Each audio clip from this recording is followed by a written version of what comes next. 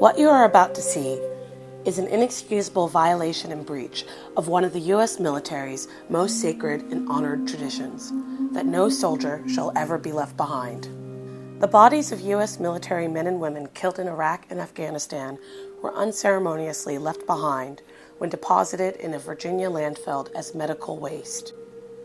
The Washington Post, NPR, and MSNBC News have reported that the U.S. Air Force confirmed that the body parts of at least 274 U.S. soldiers were dumped in a Virginia landfill by a Pentagon contractor operating from the U.S. Air Force Base located at Dover, Delaware, between 2003 and 2008. The independent government agency that investigated the scandal was highly critical of the Air Force. This secret military disposal program was terminated in 2008 when Dover mortuary workers blew the whistle after their complaints were ignored by the military superiors at Dover. To make matters worse, these whistleblowers were fired by the U.S. Air Force for reporting the desecration of bodies of soldiers who fell on the battlefields of Iraq and Afghanistan defending America. The U.S. military's devotion to the great tradition of leaving no soldier behind dates back to the American Revolutionary War under General George Washington. The U.S. DoD has spent billions in preparedness to treat the remains of fallen soldiers with respect and dignity. For years, the U.S. military has operated one of the most advanced forensic laboratories in the world, located in Hawaii. The remains of soldiers from World War II, the Korean War, and Vietnam have been correctly identified and properly delivered to their grieving families, who seek closure decades after they perish.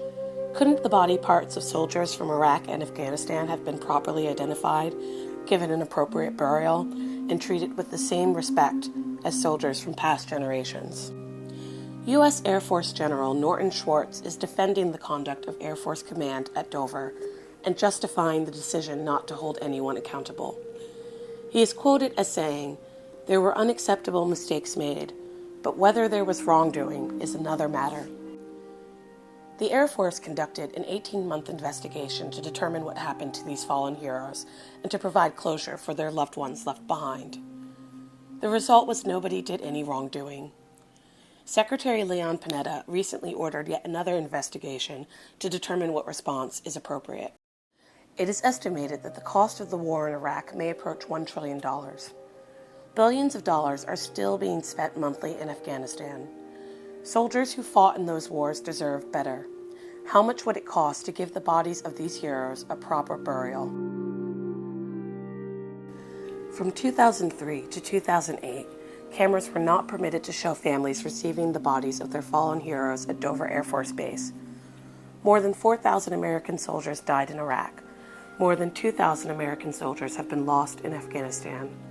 President Obama reversed this practice of excluding the filming of families at Dover receiving the remains of their fallen loved ones. The main job of the President as Supreme Commander of the Armed Forces of the United States of America is to protect America's national security and the soldiers who defend her, dead or alive. The U.S. Military Command reports directly to the President through the Joint Chiefs of Staff of the Army, Navy, Air Force, Marines, and Coast Guard. The Air Force and other branches of service are the direct responsibility of the President. You personally can do something about this right now within 5 minutes by going to electedface.org and signing our petition. Elected Face needs 100,000 signatures to deliver to the President.